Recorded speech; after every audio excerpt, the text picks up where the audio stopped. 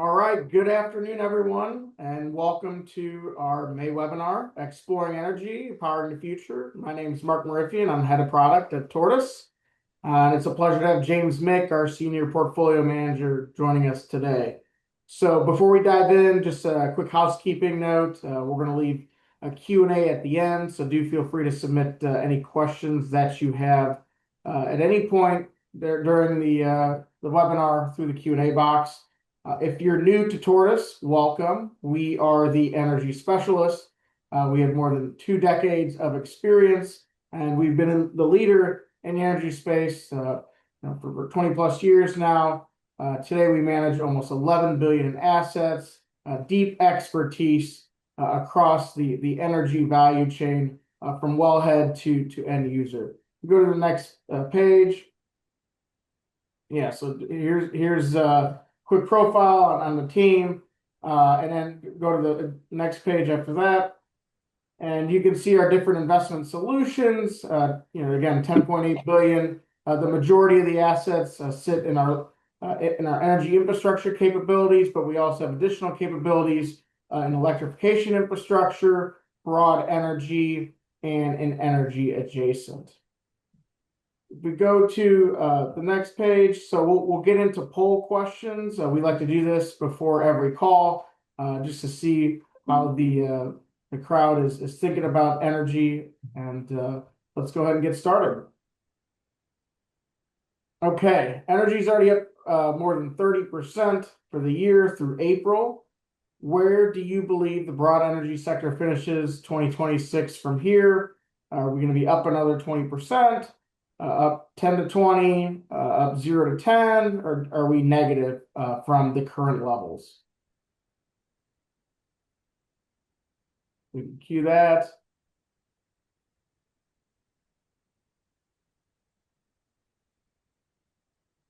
Okay, some at 10 to 20, the majority between 0 and 10, or maybe slightly negative from here.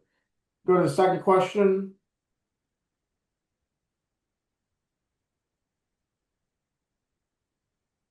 Which theme do you believe is most underappreciated by investors today? Is it natural gas demand growth, the power infrastructure build out in the U.S.? Is it the big ramp we've seen in LNG export capacity and in exports overall? Is it the soon to be coming nuclear renaissance, or is it energy infrastructure cash flow durability? Cue that. All right, pretty split here, James, kind of across the board. It's interesting, natural gas and power demand, not surprising there. Interesting with nuclear getting a few votes as well. Go to the next slide. What do you believe will be the biggest catalyst for energy returns for the second half of the year? Rising electricity demand, higher commodity prices, improving shareholder returns, geopolitical supply risk, or increased investor allocations to energy overall? Cue that.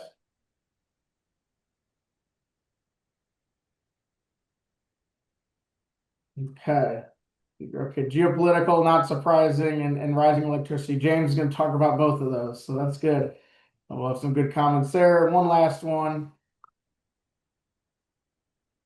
All right, what's your preferred investment strategy for the remainder of the year? These are all ones that Tortoise offers. Is it energy infrastructure? Is it broad exposure to energy? Is it electrification infrastructure? Is it AI infrastructure, or is it nuclear across the nuclear value chain?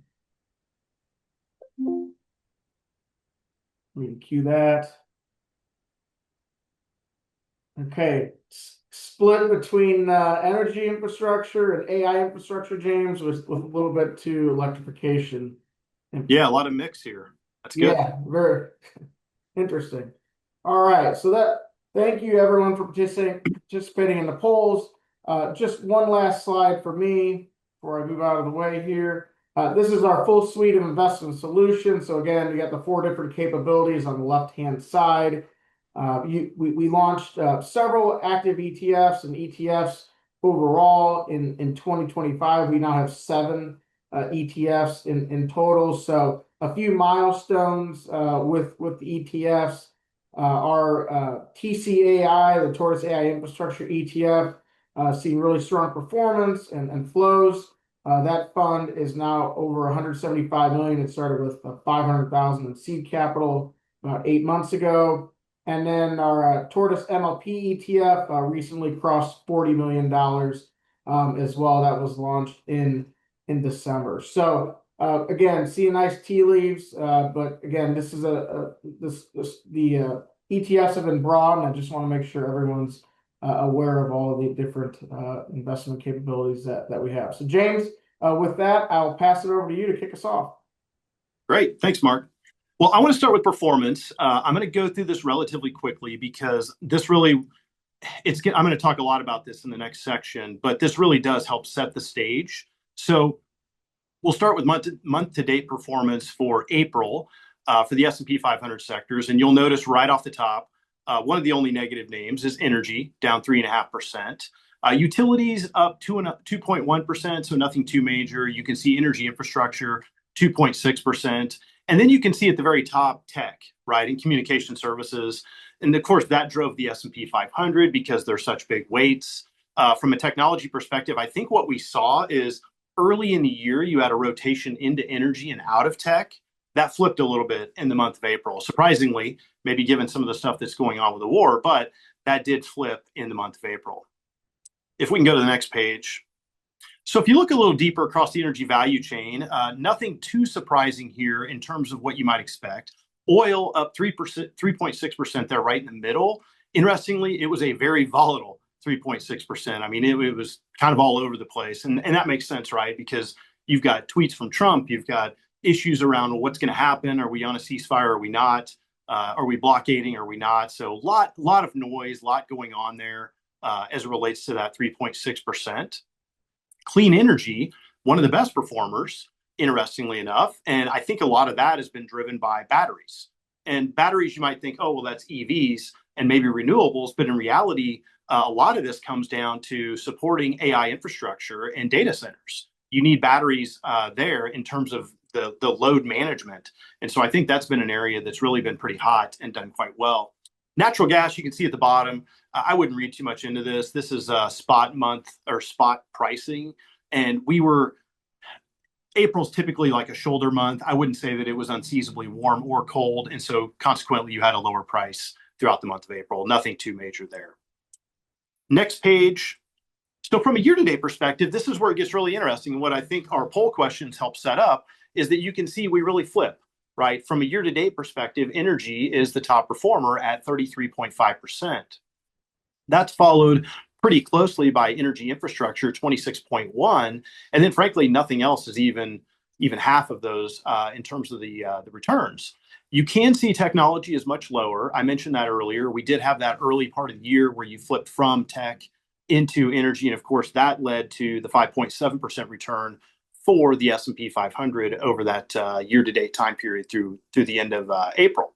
So bottom line, some interesting components in particular when you juxtapose this against what we saw in the month of April itself. Okay, next page.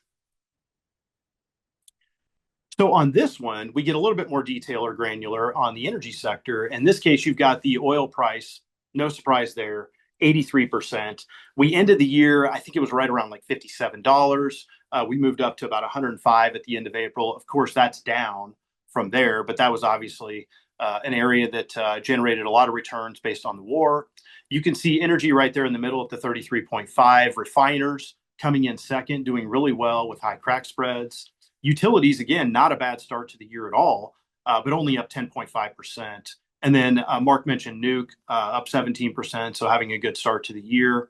And then natural gas, I mentioned this before, but if you look, we had a pretty warm end to the winter period. That was followed by the shoulder month of April, where you didn't have necessarily a lot of usage. Hence, you see the price fall around 34%. That was not the case globally, which we'll talk about, but that was the case domestically in the U.S. So that wraps up performance in what was really a pretty interesting time period here when you compare the month of April versus the year-to-date period. Yeah, James, let's get into it. Let's get into industry activity. Certainly a different set of circumstances that folks thought they were going to have when they were investing in energy in January versus today. So let you walk through the key elements here. Yeah, what I wanted to do, Mark, was really set the stage for people and just think about that question of how should you think about energy right now? We're obviously, we're in the middle of May. We've had a great start to the year. What has really happened over that time period, and how should you think about it? So I'll hit on four things. Where did we start the year? What were our thoughts coming into it? What's transpired over the last 4+ months? Where does that leave us? And then ultimately, why should you care? So if you'll flip to the next one. When we entered this year, when we started, our view was that the investment priority was really shifting towards hard assets. And you can describe this in multiple ways. It could be halo, the heavy asset, low obsolescence. It could be scarcity versus abundance. It could be enablers of AI versus those disrupted by AI. But the content and the idea is really the same. The picture does a good job, I think, of depicting those various industries where we think that there is a lot of benefit, whether it be energy infrastructure, critical minerals, nuclear, et cetera. But bottom line, heavy asset, low obsolescence was really a key factor when we entered the year and how we thought the market would trade. On the next page, when we talk about more of the oil and gas outlook, it was a little bit different. So from a natural gas perspective, very bullish. Rising global demand, and that was due to both LNG exports as well as AI power demand. And so very strong fundamentals, incredibly bullish outlook on the natural gas story. And by and large, that's continued, which I'll touch on more here in a few minutes. The crude side, though, was more cautious. We entered the year with, I would say, inventories were fine, but they were building because you had rising OPEC supply. You had moderate demand growth, roughly 1 million barrels a day, depending on which agency you were looking at. On the positive side, there was limited spare capacity from the OPEC countries, really just Saudi, and then a little bit from the UAE as well. And then that little call out box there on the right, our outlook was for 1.5 million barrels per day of oversupply. And going in, again, oversupply, inventories building, price kind of middling. It was right around $60. We figured, 55 to 65 would be at least a range of what you could expect as related to price for crude oil. So that was kind of the setup that we had as we entered 2026. Let's go to the next page. James, now we got a few slides. What has transpired since? Yeah, it's been incredibly active, Mark. So first of all, let's talk about hyperscaler CapEx. And this directly relates to the AI, obviously, but also to natural gas. And so if you look at this chart, what we're really showing you here is we're showing you two different time periods. If you look at those bars, the bar that's on the left of each year, that is the estimate for CapEx out of the hyperscalers. And we're using Amazon, Google, Meta, Microsoft, and Oracle as our group here, if you will. That is the 12/31/2025 number. And then the darker blue bar, which is higher in each case on each year, that's the 3/31/2026 number. And so this change happened throughout the quarter. Effectively, as the companies announced their fourth quarter earnings throughout 1Q, they were also giving guidance for 2026 in particular. And then the analysts were raising their estimates for the outer years as well. You can see our line there, CapEx revised up by about 26% on average. And again, keep in mind, this is from one quarter. So an incredibly sharp move. We went from roughly 500 billion for 2026 up to just shy of 700 billion. And in fact, the most recent earnings that we've had, which is for the first quarter, that number's up another roughly 65 billion. So we've seen a ton of growth in the CapEx, which has been a big positive, obviously, driving what we think is surging demand for power. Okay, moving to the next slide. This dovetails nicely with what I mentioned before as it relates to the halo trade. So I think maybe the misperception in the market is that energy performed really well due to the war. That's kind of what most people think. Crude oil is up, energy's up. That has to be the reason, right? In actuality, that's not really what happened during the quarter. And what we're showing you here, this is the AMNA, which is the midstream North American index out of Valerian, versus the S&P 500 software benchmark or index. And they're both indexed to 100, starting at 12/31/2025. And then this goes all the way through 5/7, which is when I had to turn in the slides to compliance. So what you end up with here is pretty interesting. You can see that halo trade really in effect. And this is the AI enabler versus the disrupted companies by AI. clearly software, an area where people are concerned about that disruption, whereas on the AM&A and the hard infrastructure, people were very excited. And notice, right about the middle of January, when a lot of earnings announcements started coming out, that's when you see that divergence take place. And they are almost mirror opposites of each other, really throughout that whole time period. And again, what I would also point you to, the war started to take place on 228. Well, look at that 3-1 date and look at the AM&A and look at the software index.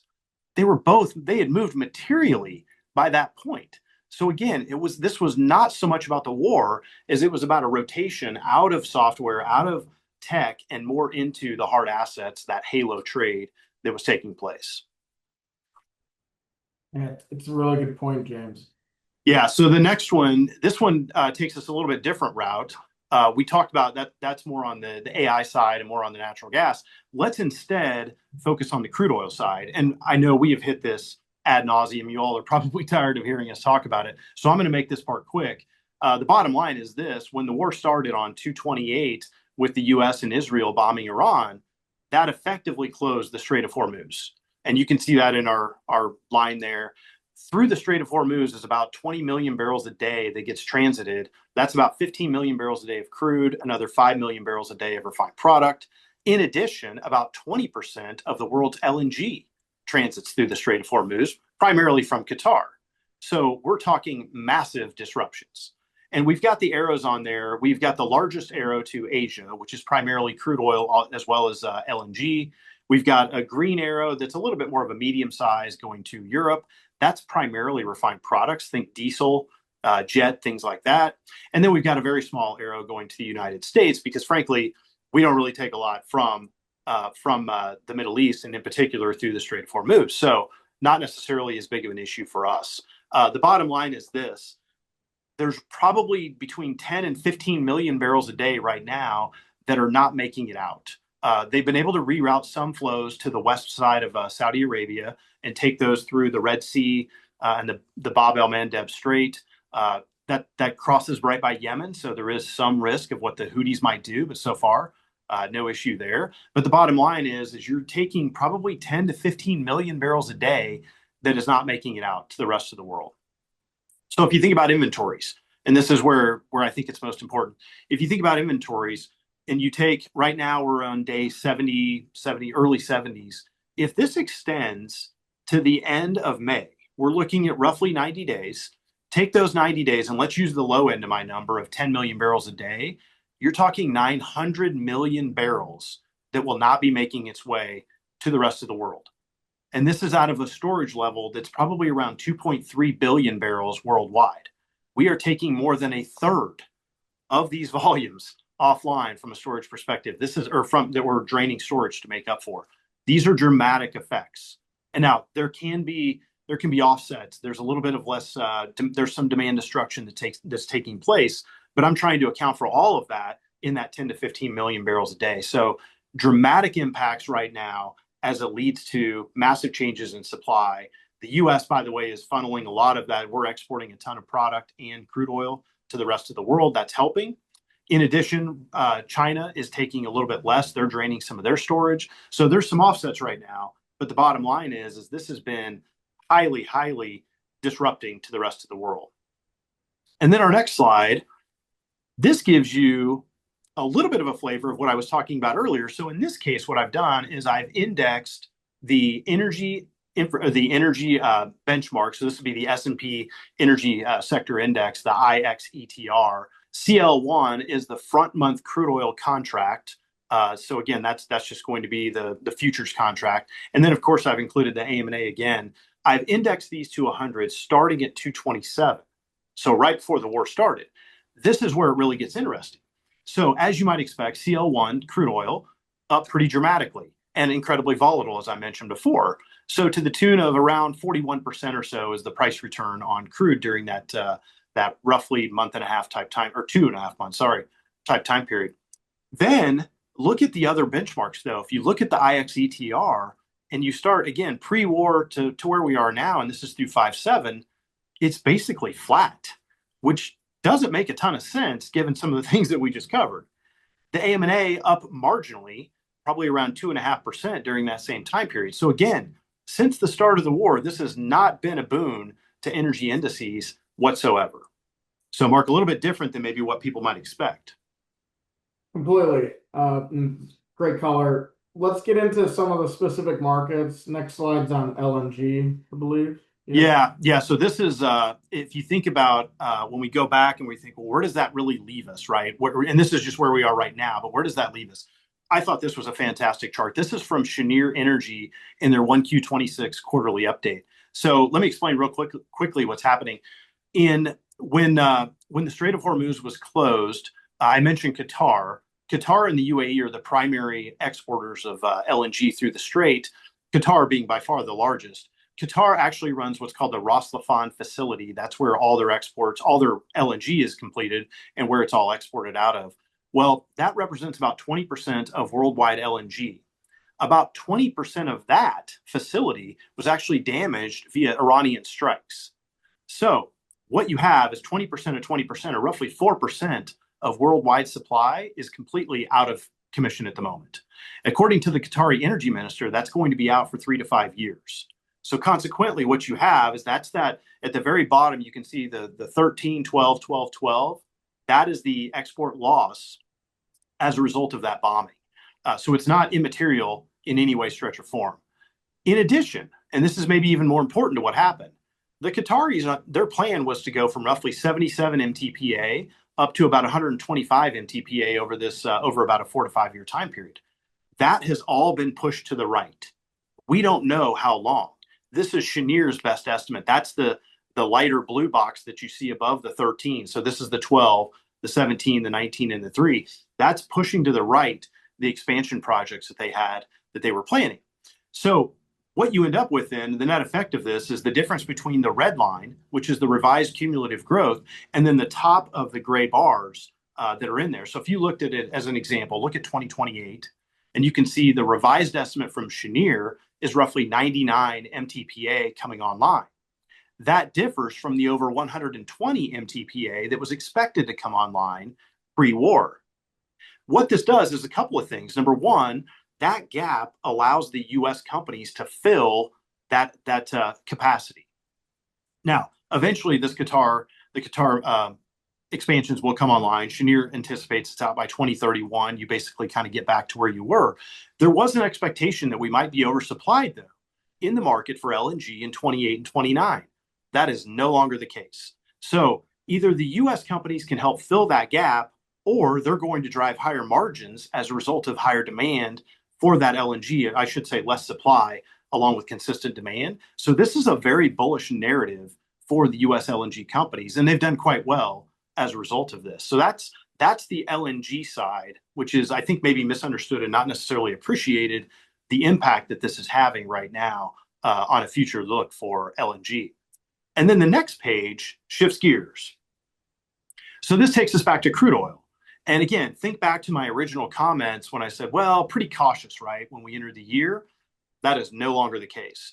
We definitely have a bullish tilt now, the massive supply disruption putting the bull ahead of the bear here on the teeter-totter. And I've kind of summarized the main points there at the bottom, but the Strait of Hormuz is closed. The opening, the timing of that is very uncertain. There's a delay in the snapback in terms of how long it could take to get these wells. We're not quite sure. And then obviously we don't really know the extent of the damage to all the wells, either from being shut in or from just the fact that we do have a war going on over there. So who knows where we are? But the bottom line is it's a very bullish bias for the foreseeable future. And that dovetails nicely into the right-hand side, which is the storage drawdown that we've had. The bottom line is that the early oil surplus is now a deficit. You've got inventories that are drawing rapidly.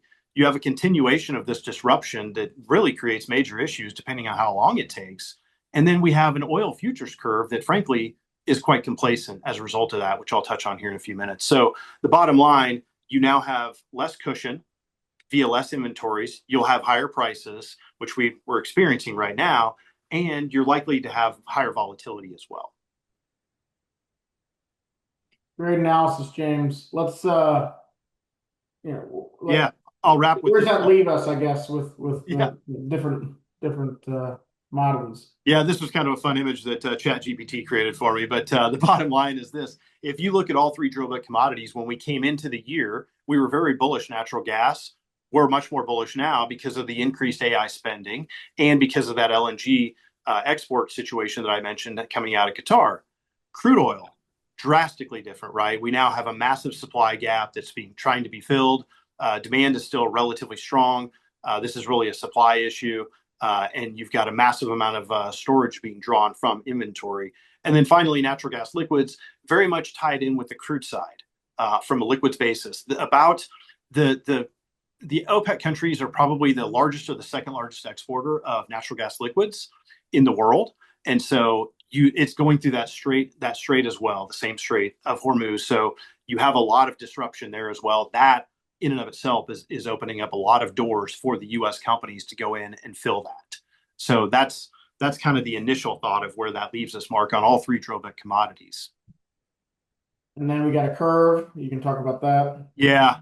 And this is something that I've been pounding the table on for a while, but if you've heard any of mine before, but what I'm showing you here is I'm showing you the forward curve for crude oil, and the line at the bottom, which is that teal type, or I guess it's a lighter blue color.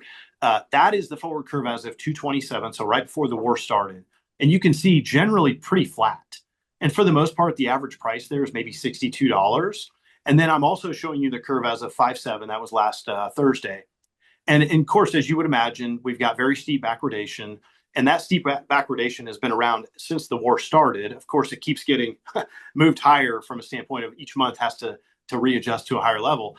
The expectation, obviously, is that the war ends very soon, and that's why you see the steep backwardation occurring.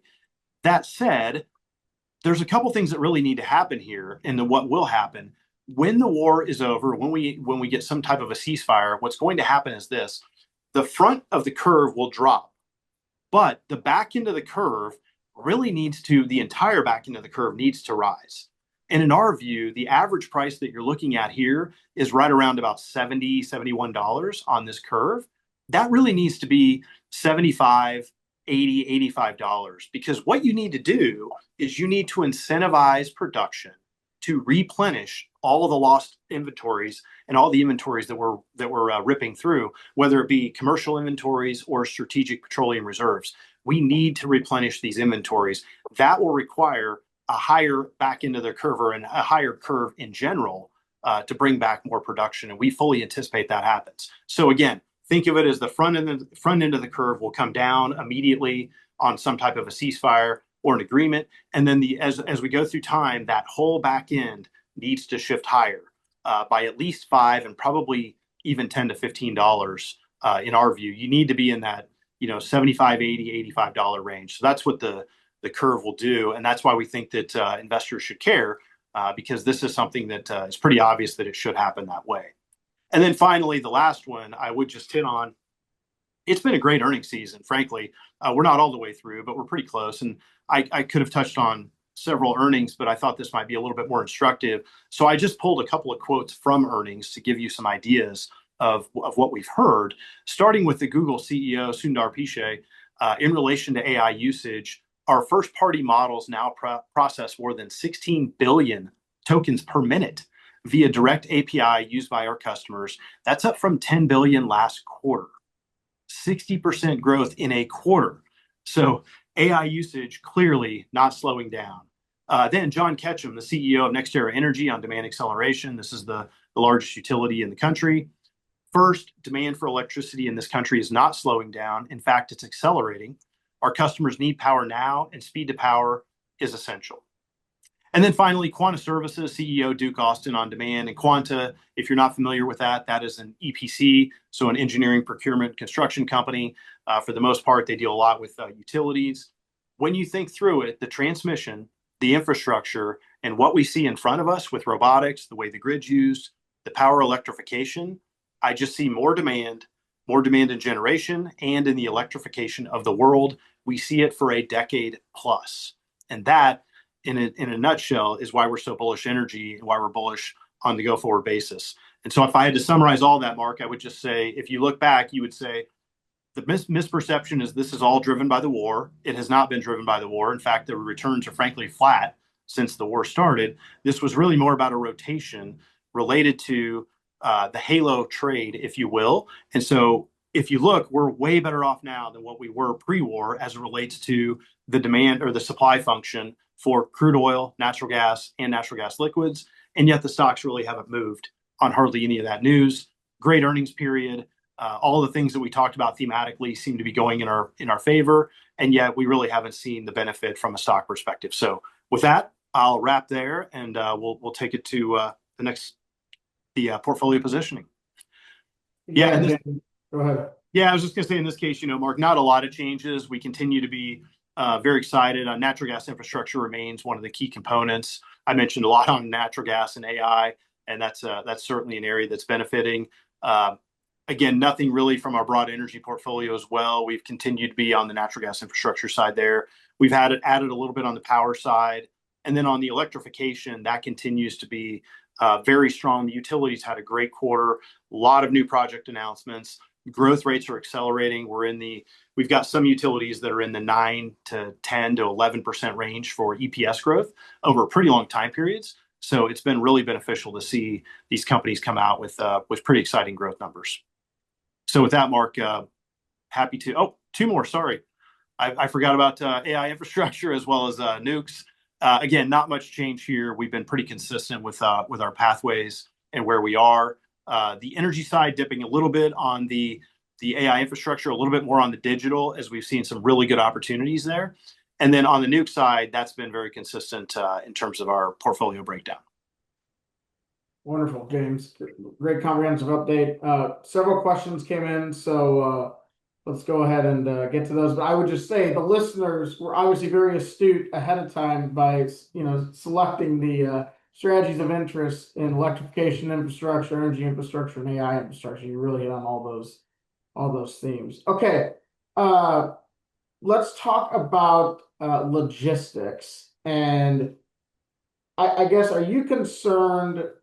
Talk about untangling these logistics. How long does it take tankers to get to the U.S.?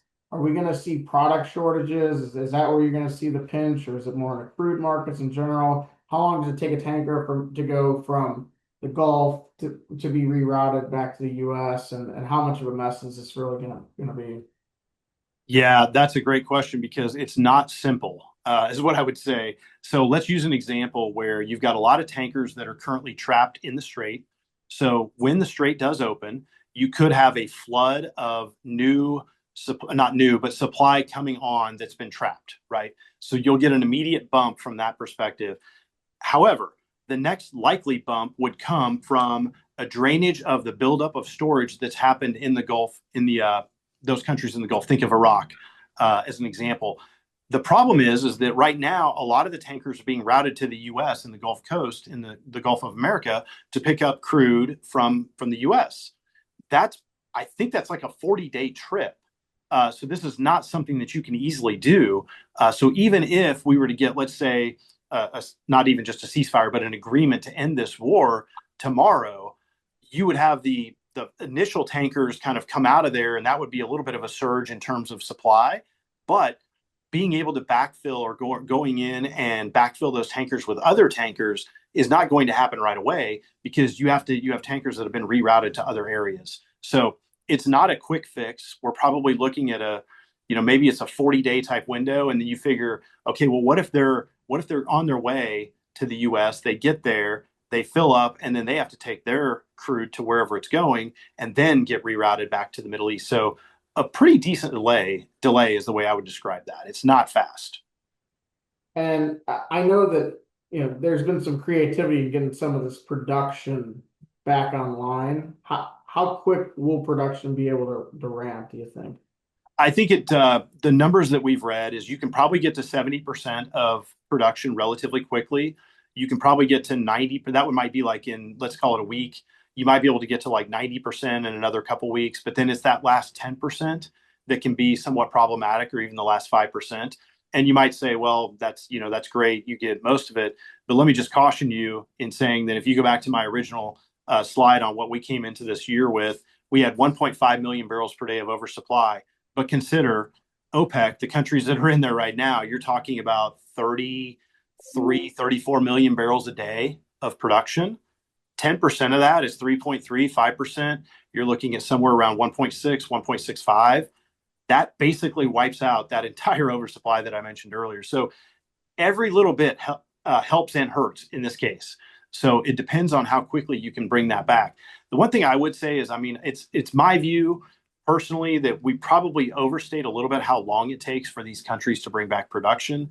They've been very effective in the past. This is not like Iran hasn't had sanctions, as an example, or had shut-ins before.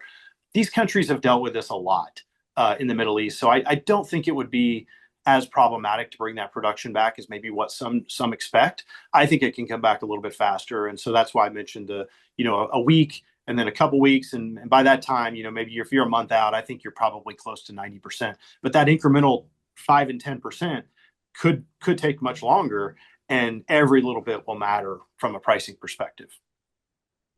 Related, James. I mean, do you think we're going to see, as a result of this conflict, are these countries going to look at alternative ways to, whether it be pipelines?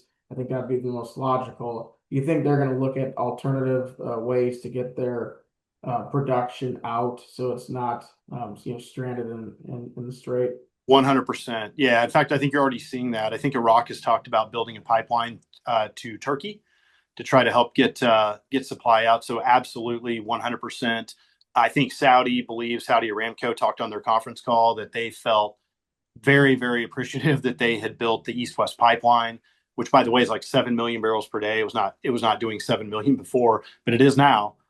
So again, going from the east coast of Saudi, where you're in the Strait, versus going to the west coast, so through the Red Sea corridor, which I mentioned earlier. So yeah, 100%. Not only that, Mark, but I think that a lot of countries will likely have a higher level of storage because they will be wary of these types of events occurring again. So 100% think that will be the case. They're going to have to build more storage. Yes, correct. Across the globe. Yeah. I don't think people are going to want to be beholden to one single area like they were during this event. And I think the one way to combat that is to build better storage or more storage. The other way, to your point, is to build egress in different directions that can help you get out and avoid the strait at all costs if you have to. A few more. I know we're running a bit long, but I think it's good dialogue and questions coming in. Talk about the refiners. They've been really strong. What do we expect from them moving forward? In some ways, the refiners have been great. I mentioned that earlier. I think my number was like 49% that they were up for the year to date, and the crack spreads have been fantastic. So as you know, a refiner brings in crude oil as their input cost, and then of course the gasoline, diesel, jet fuel as their output, and how they make their money. That's effectively the crack spread. I'd say the primary component is that the price of the fuel has moved faster than the price of the crude. And so they've been able to benefit. In many areas of the world, you've seen crude pricing is certainly higher, no doubt, but yet the refined product pricing is up even more. And so you could see a situation where this does continue, where the product pricing accelerates or moves beyond the crude pricing. And I think that'll be an interesting component to see if that happens. So it's a good question. But I think right now that crack spread has been really strong. And that's why the refiners have been able to do very well with that. Not only that, but think about if your crack spread is that high, you're going to run at a very high utilization rate in order to capture as much of that crack spread as you can. Okay. And then last one, you talk about the curve run up 75, 80, 85.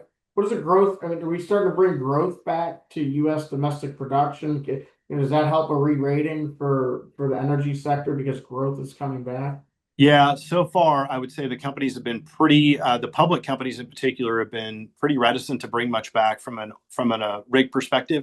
Diamondback is the only one that has announced a little bit, and they announced like 3%, so nothing too dramatic, but they are going to increase production.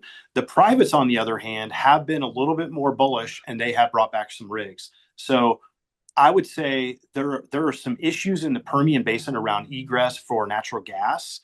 And the fact that you can't flare that natural gas means that we've got a Plains All American mentioned on their conference call that they believe there's 200,000 to 300,000 barrels per day of Permian production that's behind pipe. And what they mean by that is that you need this natural gas pipeline, new natural gas pipelines to come online to provide that egress. And then that'll unlock incremental crude oil production. So consider for 27, we are definitely more bullish now than what we were. Not necessarily seeing that yet from the publics, but I think that the privates are there. And I think you'll see a little bit more from some of the smaller publics. Don't anticipate much from like an Exxon or Chevron. They're probably not going to do much, but I think the privates and the smaller publics will likely step up a little bit in 27. Great. All right, wonderful. That exhausts all the Q&A. James, thanks for going through all those. Very, very appreciative of that. So, yeah, of course. Here's our sales team directory. So do feel free to reach out to your sales representative if there's additional questions. I appreciate everyone jumping on. We do these monthly, so we'll look forward to catching everyone next month and keeping you apprised on everything that's happening in the energy markets. So James, thanks again. Have a good day. Thank you.